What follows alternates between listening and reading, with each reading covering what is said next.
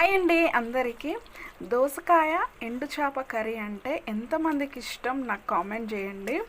చూడండి, ఇందులోనంట మా pastor aunty చెప్పింది నాకు.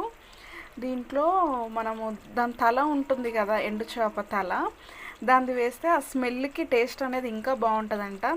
ఒకవేళ ఇట్లా చెప్తున్నా అని తలకాయ తోక రెండు తీసేస్తారు కదా ఎండు చేపలవి, మీకు నచ్చకపోతే స్కిప్ చేసేయండి. కానీ టేస్ట్ చాలా బాగుంటుందంట. నేను చేస్తే తిన్నా కూడా నిజంగానే బాగుంటుంది. కొంతమంది అయితే ఎండు చేపలు ఎట్లా తింటారంటే మొత్తం తల తోక తీయకుండానే తింటారు.